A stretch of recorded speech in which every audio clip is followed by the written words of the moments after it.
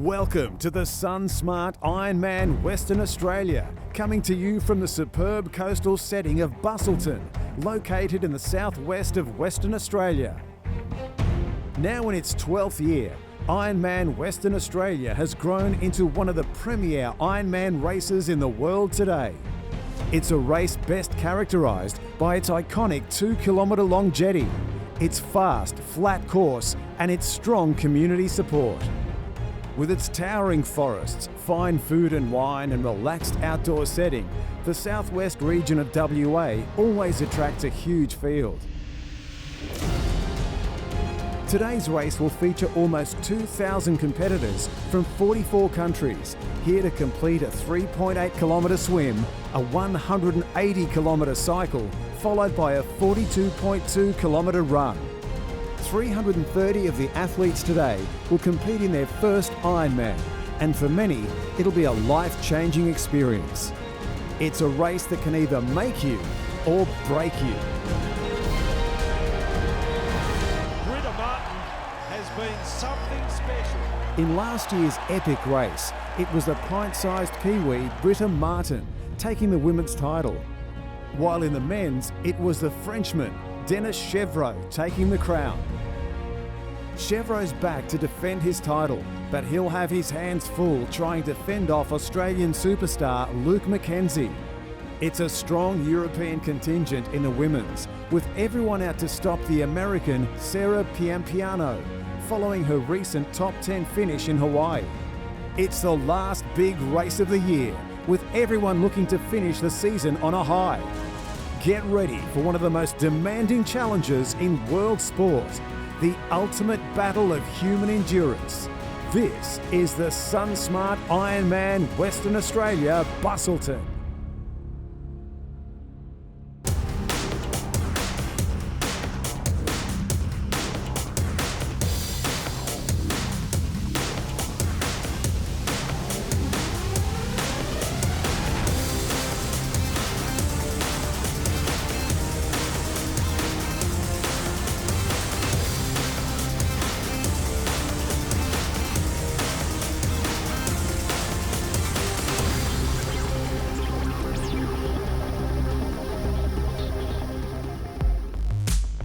Located just 2.5 hours drive south of Perth, Busselton, located on Geograph Bay, is a popular coastal retreat renowned for its pristine beauty and outdoor lifestyle. The area is popular with Ironman athletes who travel from all over the world to compete in the event and to visit the local area.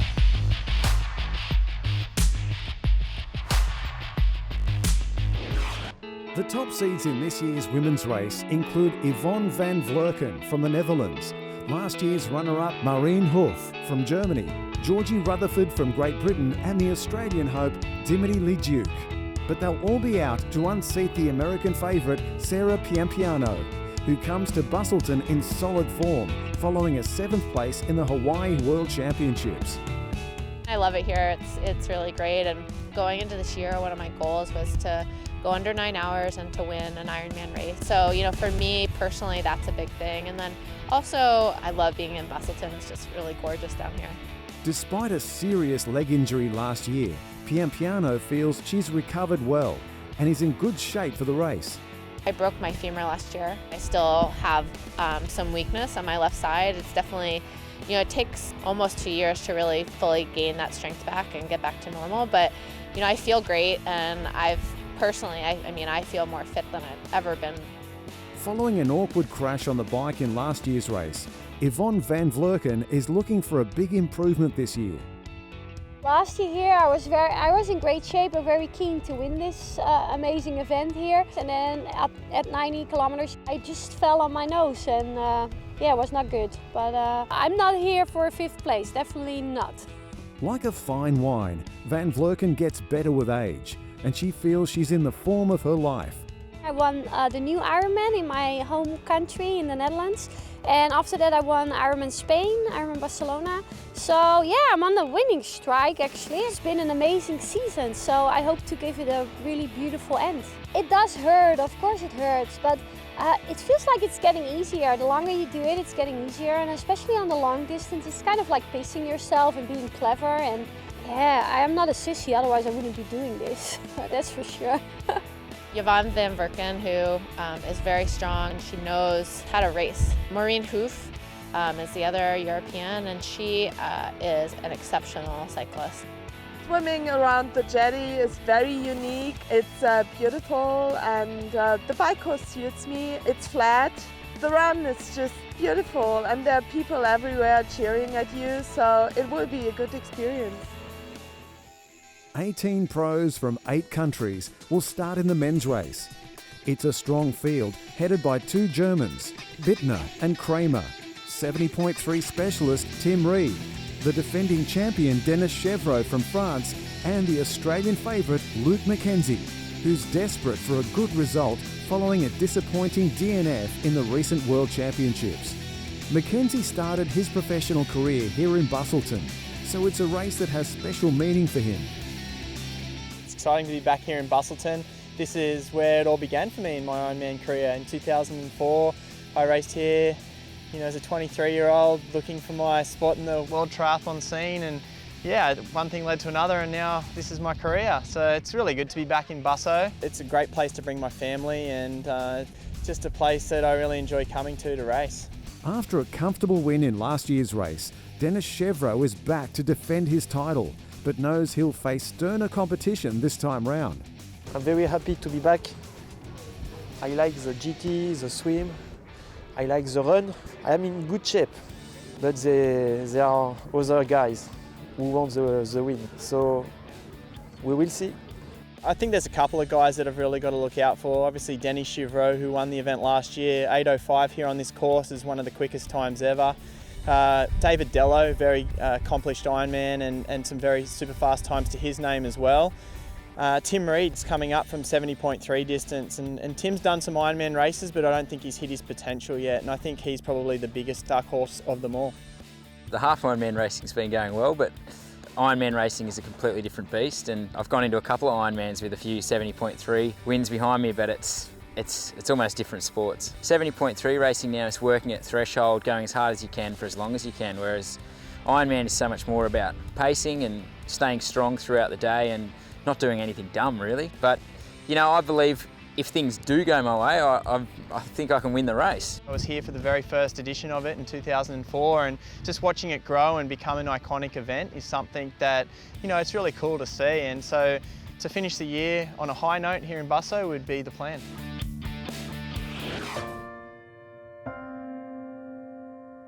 There is any number of compelling reasons for people to compete in an Ironman. For Richard Jones, the reason was very simple. Richard is close friends with Anthony Maslin and Rin Norris, whose 3 beautiful children, Mo, Evie and Otis, perished in the MH17 plane disaster over eastern Ukraine. This is all about the Mo, Evie and Otis Maslin Foundation, and they were the 3 beautiful children, along with their grandfather Nick Norris, that were tragically taken on the MH17 flight over the Ukraine. There was 298 lives lost on board that day, and I've come down to Busselton this weekend to raise awareness and funds for the foundation which their parents have launched. Just to be able to come out here this weekend and race my heart out for that family, and just show my love and support for those guys and honour the children is going to be something pretty special. When the parents decided to launch a foundation in honour of their children, Richard decided he would compete in an Ironman, raising funds for a cause close to his heart.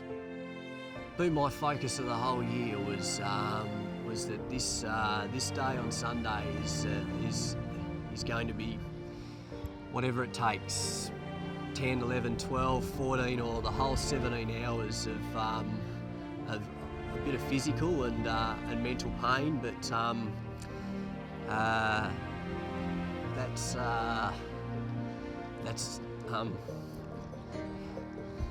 nothing compared to the lifetime of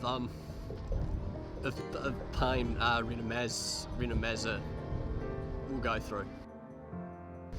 It's just been really overwhelming, and I've had a huge amount of support from the general public and all my family and friends to get behind me and raise some money for the Mo Evie Notice Foundation. It's been really overwhelming.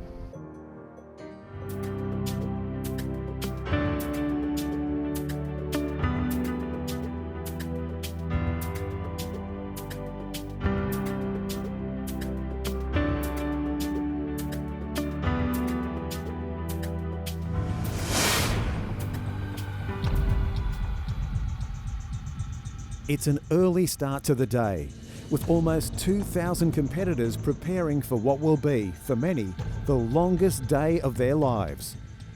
Big crowds are out in force to support the athletes in this iconic endurance event. The first leg of the race will be a 3.8 kilometre swim, with the pro men starting first. 18 pro men are underway as they jostle for clear water. Early days in the race, and already the field starts to spread out. Heading out into Geograph Bay, the 3.8 kilometre swim course takes the swimmers around the historic Bustleton Jetty and back to the beach again. While the men make their way out along the Bustleton Pier, the pro women prepare for a start. As the gun goes, it's a rush for pole position. The British girl Georgie Rutherford is the strongest swimmer in the field, and she wastes no time moving into the lead. The women's winner is expected to finish the race in just over 9 hours.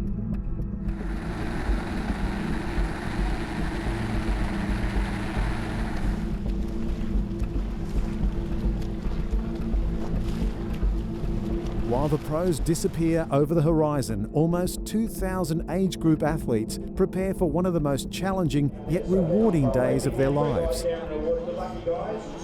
So much time and effort goes into just getting to the start line. The pre-race nerves can be all-consuming. The Bustleton start is one of the great scenes in Australian sport, as thousands of athletes turn the ocean into a sea of white water. Amazing scenes as the huge field scramble for position. Incredibly, some of these competitors won't complete the race for another 16 hours or more.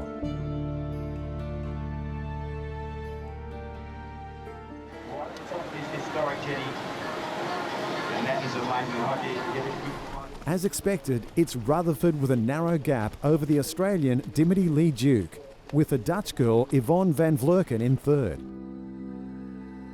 The men's race also goes to script, with the Australian Todd Skipworth, a renowned swimmer, out in front, trying to shake off the defending champion Dennis Chevreau. Chevreau loves this course and is desperate to defend his title, but he knows he's up against a world-class field. The German Christian Kramer is back in third position, Brian Rhodes in fourth, Dello fifth.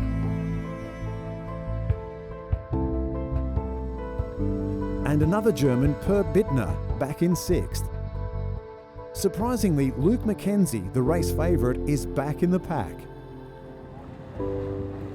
Rutherford continues to increase her lead, with a gap of almost 10 metres ahead of Duke, with Van Vlerken just back in third. Sarah Pampiano in fourth, just ahead of the German Marine Hoof.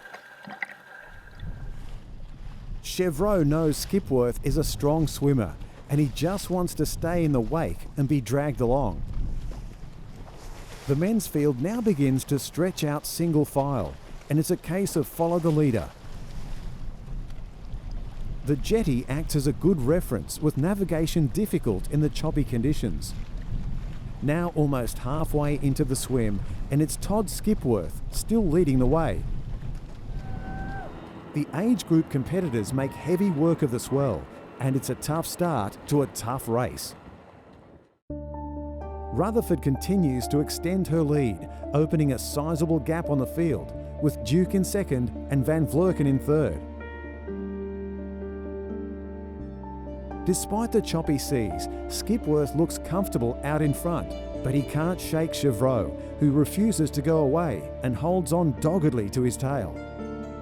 The two leaders have now opened a 20-second gap on the rest of the field. Kramer in third loses ground to the two leaders, with Rhodes in fourth, Dave Dello fifth, and Luke McKenzie moving up to sixth.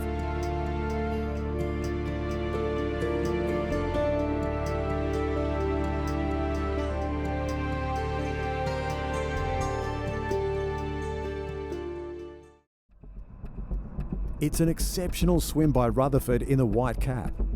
She's already made up 3 minutes on the men's field as she passes one of the male competitors.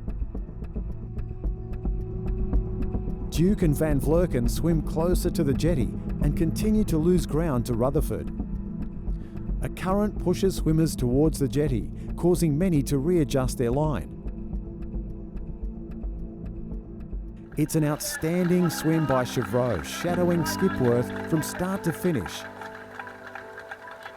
with the defending champion setting up his race perfectly. Meanwhile, Christian Kramer exits the water looking solid in third. Further back in the field, it's McKenzie making up ground in fourth. Brian Rhodes back in fifth, with Dello and Bittner also making a late charge to the beach. It's still very early days in the race, with a 180-kilometre cycle and 42.2-kilometre run to follow. McKenzie exits the water almost 2 minutes behind Chevreau, and he doesn't want to give his podium rival too much of a start. Almost an hour into the epic race, and Georgie Rutherford continues to dominate the women's race. Duke and Van Vlerken hold on to second and third, but continue to fall further behind, with Rutherford extending the lead with every stroke. Pampiano and Hoof are in fourth and fifth, with the gap now over 5 minutes. But there's no need to panic just yet, with their best legs still to come.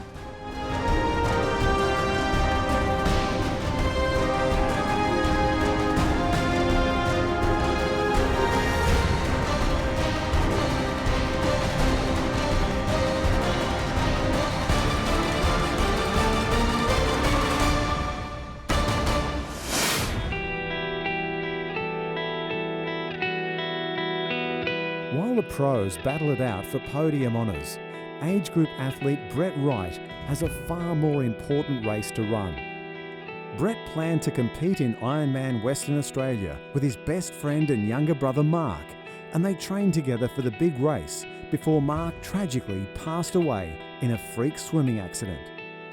Consumed by grief, Brett decided the right thing to do was to carry on and to complete the race they had set out to do together. My brother was quite inspired by the Ironman. You know, it was something that he really wanted to do. We got started with our training. You know, it was very, very early days. We just started a bit of running. My brother was looking around for a bike, so I was helping him. You know, it was quite exciting. And then, you know, a few months after that, my brother there was an accident, and my brother passed away in that accident. So we didn't actually ever get to do that Ironman together. So I suppose Busselton for me is doing my half of the Ironman and doing his half for him. It's going to be a tough day.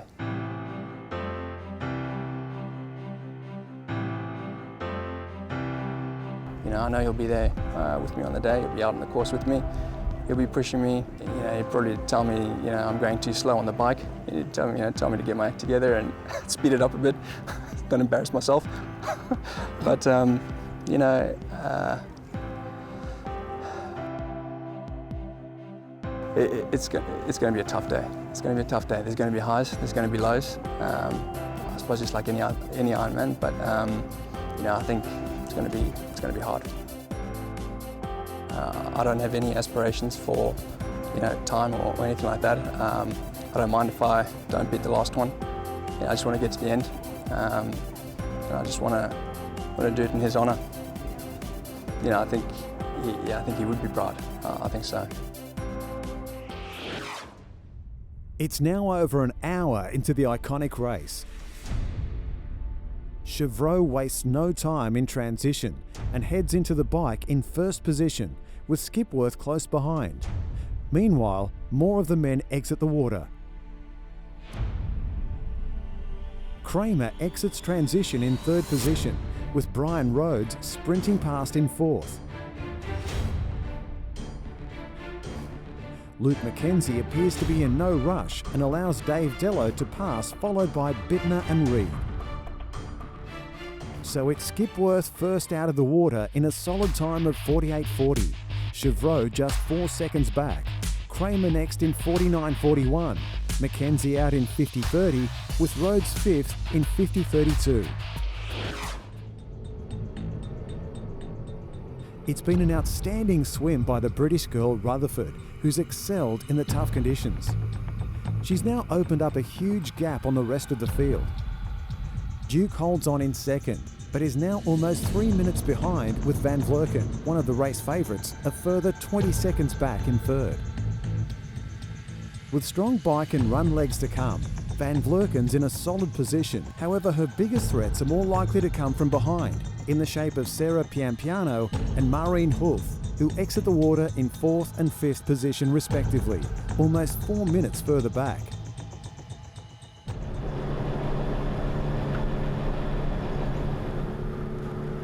Chevreau lifts the pace early in the bike in an effort to break free from Skipworth. But as if to return the favour in the swim, Skipworth stays in touch. Hugging Geograph Bay, the 180-kilometre cycle course passes through a series of coastal forests, where competitors complete two 90-kilometre laps. It's a fast, flat course, with the cool conditions and a favourable tailwind expected to assist the riders. The Frenchman continues to lead the race, with Skipworth close behind, with Kramer in third. Kramer puts in a huge effort early in the race, making up almost a minute on the front two. McKenzie races out on his own, but already word is out that he's rapidly closing the gap on the lead group. Rutherford's got transition all to herself, as she looks to take full advantage of a healthy 3-minute gap on Duke in second. Hundreds of age group athletes continue to dot the landscape, with Geograph Bay a sea of colour as they make their way 3.8 kilometres around the famous Bustleton Jetty. Van Vleuten shows incredible speed through transition to move into second position and sprints off in pursuit of Rutherford, with Duke dropping back to third. Hoof's in fourth position, but with her favourite bike leg to come, she'll feel confident of bridging a 7-minute gap. Pampiana likewise.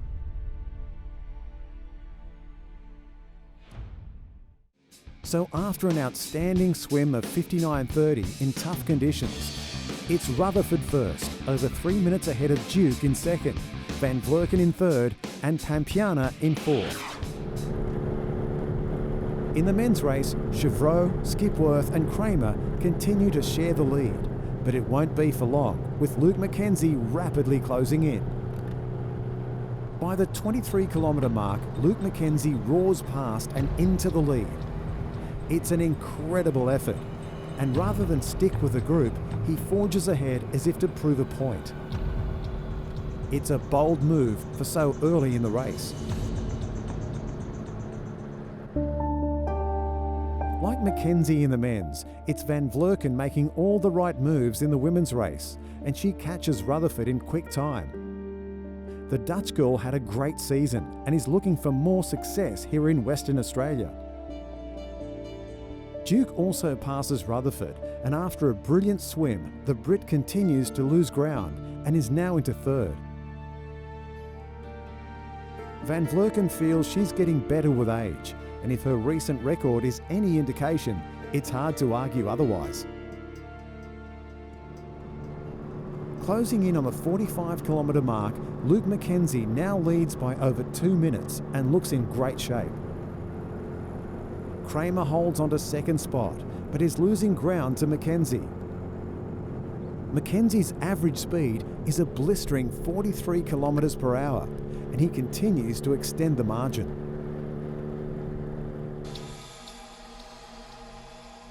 The German Per Bittner is now in fourth, with Skipworth dropping right off the pace. Ironman racing is a long, drawn-out battle, both mentally and physically. And the question remains, has Mackenzie gone out too hard too early? Only time will tell.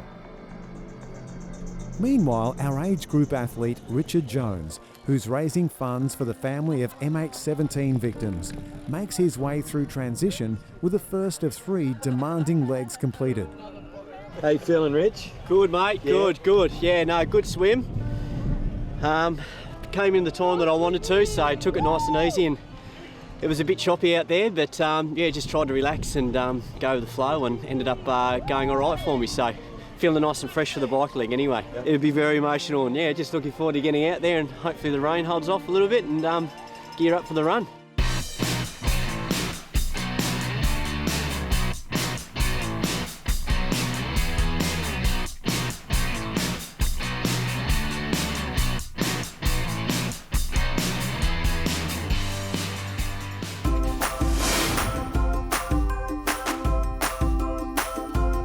Ironman is not just a sport for grown-ups.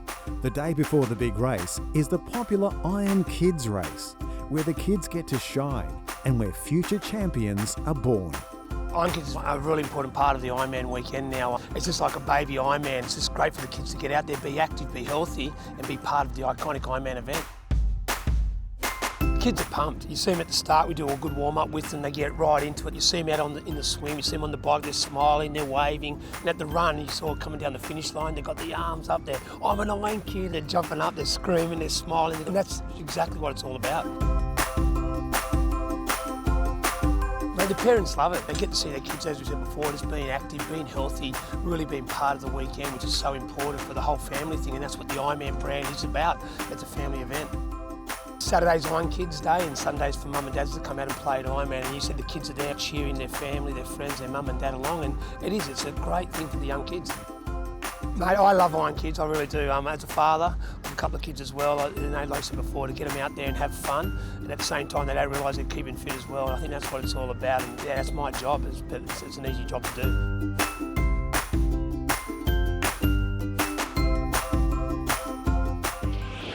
Ben Wright, who was also supposed to be doing this race with his younger brother until he tragically passed away, enters transition exhausted and with a heavy heart. I find it difficult. I think I swallowed half the ocean out there, and it was hard pretty much the whole way around. Yeah, he was there with me on the swim. It was good. It was a bit emotional at the start, but once I got settled in, it was fine.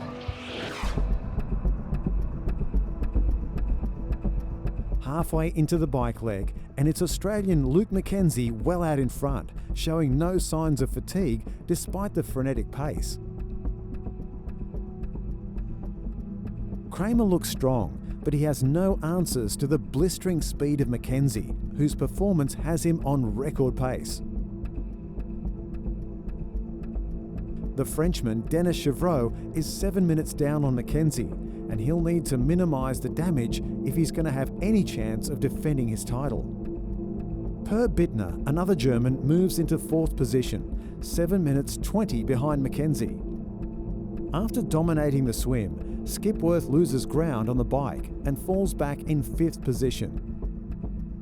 So at the 90-kilometre mark, it's Mackenzie dominating the field and well out in front, with very little separating second to sixth. It's now mid-morning, and as the temperature rises, so does the level of activity out on the bike course, with thousands of age group athletes looking to make their way around the picturesque bike course.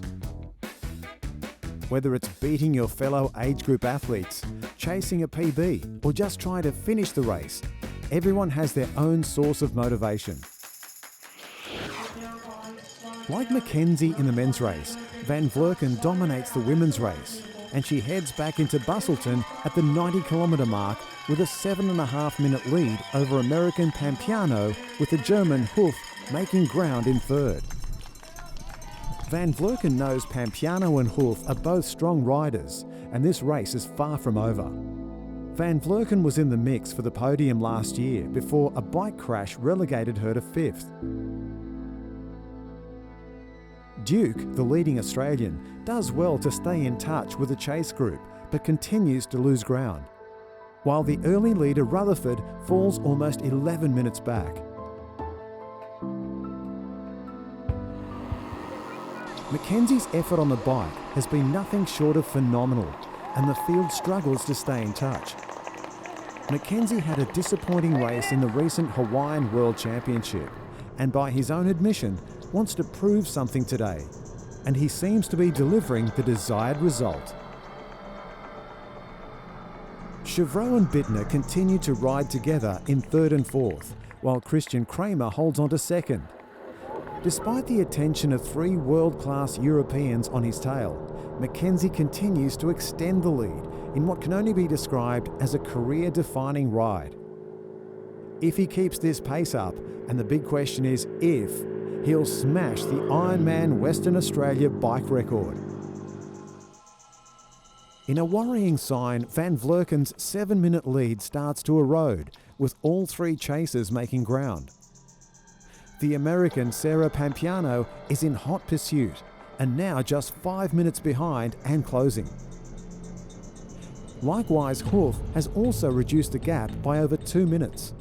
The German is an accomplished rider and is renowned for her fast bike finish.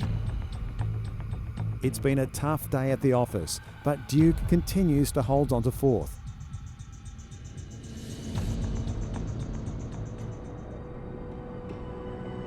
Mackenzie charges forward with no signs of fatigue.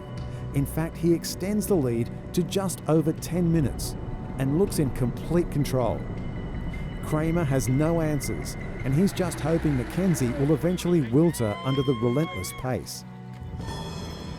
It's history in the making, and a superhuman effort, with Luke Mackenzie smashing the bike course record, finishing the 180-kilometre ride in a remarkable time of 4 hours 8 minutes. His average speed was 43.5 kilometres, and he's almost 10 kilometres ahead of Kramer in 2nd. If Mackenzie stays healthy, he's on target for a course record and one of the fastest Ironman times ever recorded in Australia.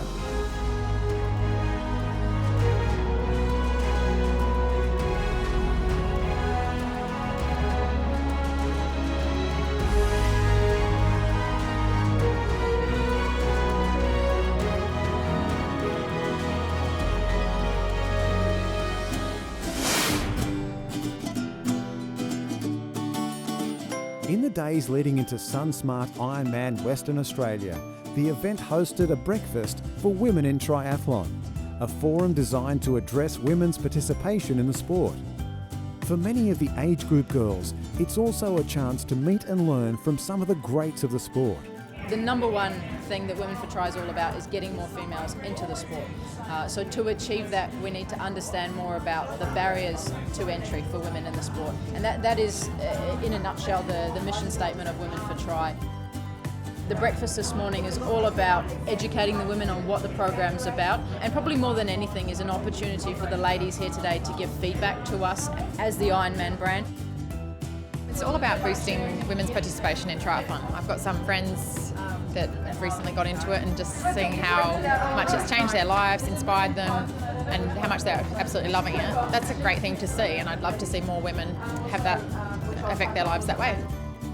You know, we had Liz Blatchford here today, who's the 3rd best female in the whole world in our sport, and one of the ladies made a really good comment that if that had been Serena Williams in the sport of tennis, you just don't get the opportunity usually to sit a couple of metres away and have a one-on-one discussion with her. So I think we really need to utilise that more to promote our pros, and some of them have some really great stories. So Katie Gibbers here, she works full-time and is a pro athlete. You know, there's other ladies in the sport who are mums and have come back to it. So, and it's not just pros, it's age groupers as well. If we can promote to the community these amazing stories that these ladies have, they're going to inspire other ladies.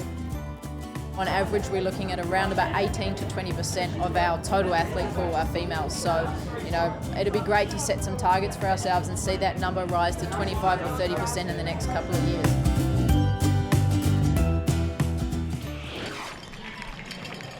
Mackenzie heads into the run after completing the ride of his life, and he's opened up a huge gap on the rest of the field. Van Vleuten continues to head the women's race, but her lead continues to slip away, with Hoof now passing Pampiano to move into second. Hoof has finished runner-up at the past 2 Busselton races, and she's desperate to go one better this year. Pampiano starts to fade, dropping back to third, and is now losing ground to Van Vleuten and Hoof. Second place Kramer finally climbs off his bike, almost 17.5 minutes adrift of Mackenzie. Mackenzie is now 7 kilometres into the run leg, which stretches along the Busselton foreshore, with the competitors completing 4 laps of approximately 10 kilometres.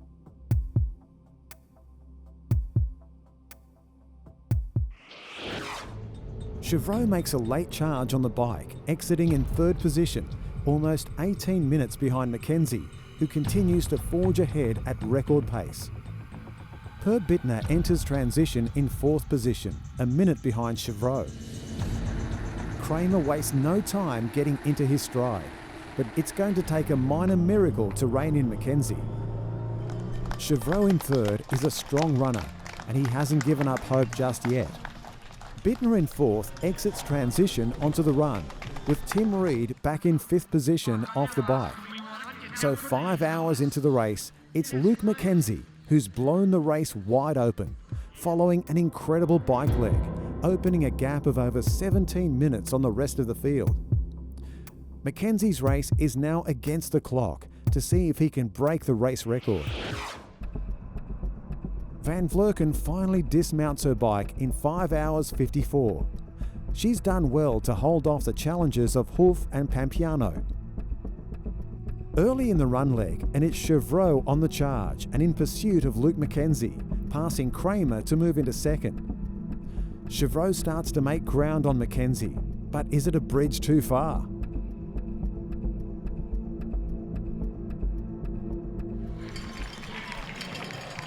Marine Hoof finishes the bike in second, 3 minutes behind Van Vleuten, with the American Pampiano in third, a further 3 minutes 18 back. The women's race is all set for a dramatic finish. Despite food poisoning in the days leading up to the race, Van Vleuten looks strong as she heads into a 42-kilometre run. So off the bike, it's Van Vleuten with a 3-minute advantage over Hoof, ahead of Pampiano in third, Duke fourth, with early leader Rutherford dropping right off the pace. Mackenzie continues to dominate the race, and while Chevreau narrows the gap, Mackenzie is still on track to beat the course record of 8 hours 3 minutes 55 held by Jason Shortus. Kramer continues to lose ground in third, with Tim Reed, the 70.3 specialist, now in fourth and moving through the field ahead of Bittner, now back in fifth. Word is out that Mackenzie is on record pace, and there's a real buzz around the course as crowds build in anticipation of seeing something truly special.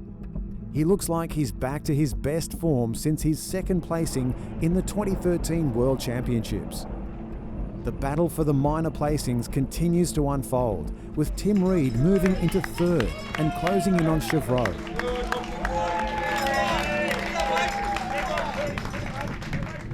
Unlike Mackenzie, Van Vleuten's not having it all her own way, with the American Sarah Pampiano rapidly closing in on her. Hoof in second is also in trouble, with Pampiano now just a minute back. Rutherford's race is done, and she just has to focus on finishing. Pampiano looks fresh, and despite dropping off late in the bike, she seems to have rediscovered her energy. The big news out on the course is that race leader Van Vleuten is now struggling with stomach cramps. It's a big moment and could open the race right up. Meanwhile, Hoof manages to hold on to second, knowing that the resurgent Pampiano is fast approaching. Everything is now set for an epic finish to the women's race. Oblivious to the turmoil around him, Luke Mackenzie is in a world of his own as he powers towards the finish in what could be the fastest Ironman time in Australian history.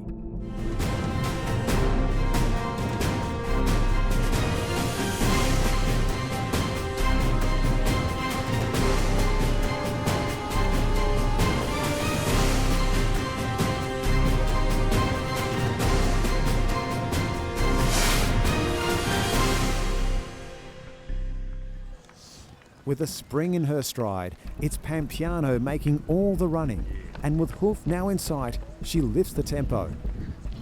Hoof knows she's coming, but there's nothing she can do to stop it.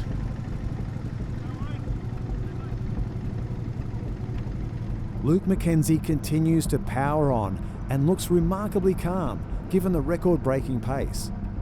While Chevreau manages to peg the gap early in the run, Mackenzie now extends the lead, and only a full meltdown can stop him from here.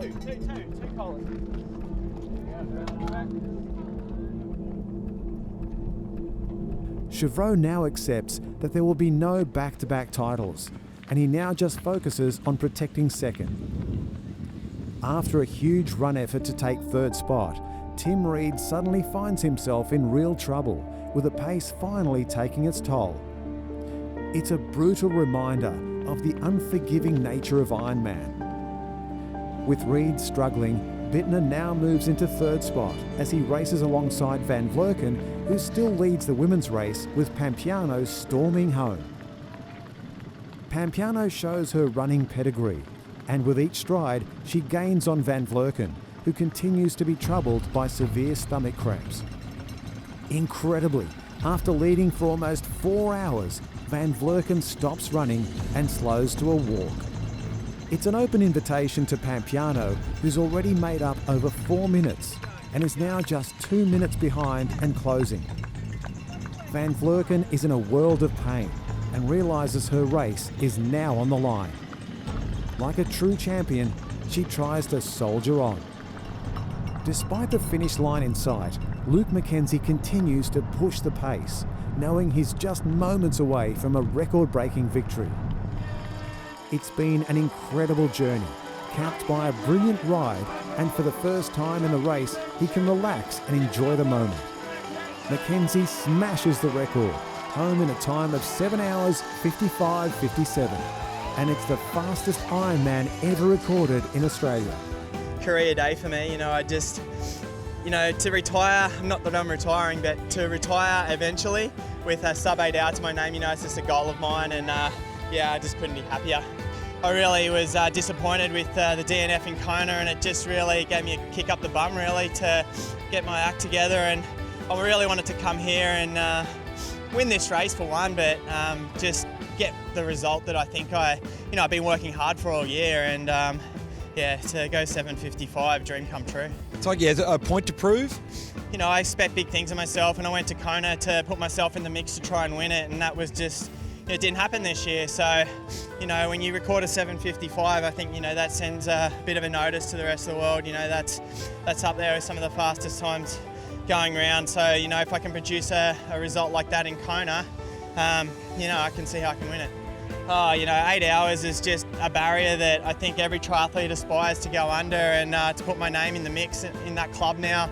There's only been a handful of Australians that have done it, with Chris McCormack and Craig Alexander, and that 7:55 is now the fastest on Australian soil. So it's going to take some beating, so it hopefully it might stand for a while. It's a pretty special day to share with the family here. Absolutely, I love having my family as part of, they come to all my big races, and I can't do it without the family support.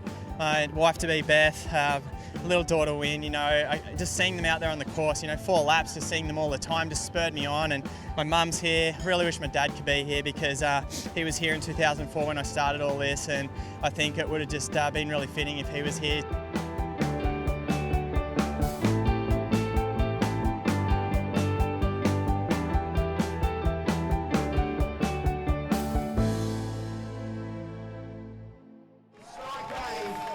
The defending champion Dennis Chevreau is content to finish in second,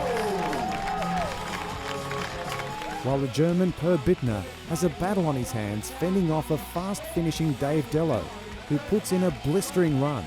But today's all about Luke McKenzie. So in the end, it's McKenzie with the fastest time in Australian history. Chevreau almost 22 minutes back. Bittner in third, Dello unlucky in fourth, and Peterson-Bach coming from nowhere to take fifth. While the pro men take a well-earned rest, the women's race starts to heat up. In obvious pain and clutching her stomach, Van Vleuten struggles to hold on to the lead, and it's now just a matter of time before Pampiano catches her. Pampiano times her run to perfection, and at the 33-kilometre mark passes Van Vleuten to take the lead for the first time. It's a shattering moment for the Dutch champion, with all her hard work coming undone late in the race. Pampiano races ahead, knowing that victory is now hers, while Van Vleuten stops dead in her tracks. And then, to add insult to injury, Marine Hoof passes her to take second. Ironman can be a cruel sport. And so just over 9 hours into the race, and it's the American Sarah Pampiano who steals the show, taking the women's crown and soaking up the accolades along a rapturous finish shoot. Hoof does well to hold on to second, almost 6 minutes further back, with Van Vleuten showing her mettle, toughing it out to finish in third.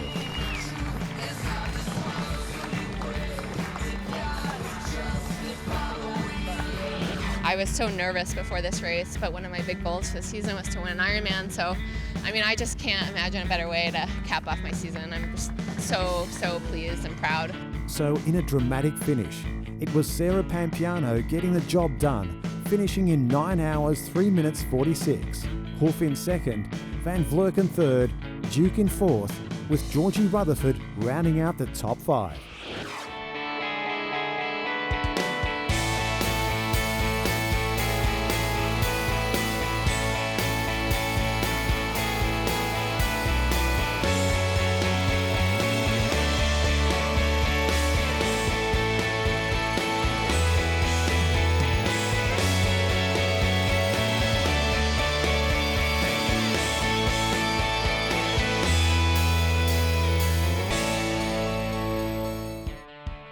It's now over 10 hours into the day, and the race continues to unfold during the grueling marathon run leg. It's at this stage of the race where minds are weary and legs are heavy, when support from family, friends and spectators can make all the difference. Like all Ironman races, it's not just about the winning or the losing. It's more about the journey, with a challenge simply to finish the race. Hey! It's all about testing yourself in one of the sport's most challenging theatres.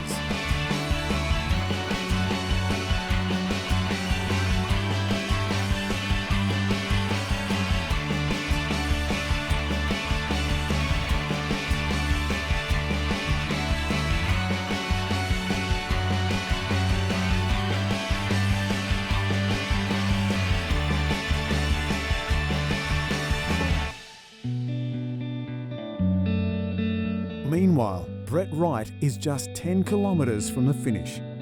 Feeling a bit rough at the moment. I'm just glad that 10 k's left to go. I know that as soon as I get a bit closer, I know that I'll be thinking about all sorts of things. All the important things that I've been thinking about on and off throughout the day. But as soon as you get closer to the end, that's when it becomes a bit more real. Finishing in a time of 12 hours 18 minutes, Richard Jones is overcome with emotion as he crosses the line in honour of the Mo Evian Otis Foundation. It's pretty emotional, isn't it? You just your whole goal for this whole year was just to honour the Maslin children and just pay all the love that I have to Rin and Maz, and we got there in the end, and really happy with the community support and all the family and friends here today and all the donations. The finish line is where all the hard work and sacrifice starts to make sense, and where the rewards can be all-consuming. Whether you're a pro or an age group athlete, Ironman is a celebration of the human spirit.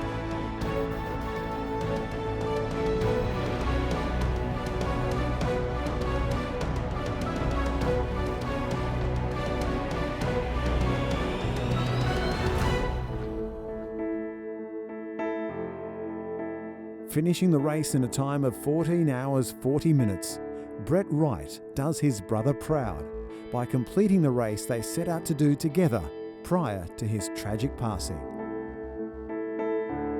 Finished it, it's wonderful. Mixed emotions at the moment, but it's just fantastic to get to the end. It's been a tough day for me. The swim was tough, the bike was tough, and the run was tough. So I struggled the whole way, but it's so good to be at the end now. Always just been very proud of my brother, and I just hope that he's looking down now saying the same thing, and I think he is.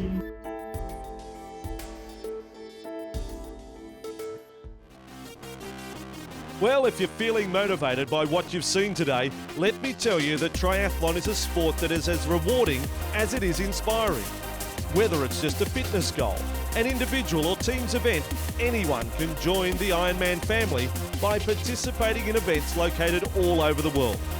Ironman changes lives, shapes character, and continues to show that anything is possible. To find out more about how to be part of triathlon and the Ironman community, visit ironman.com or connect with the movement through Twitter.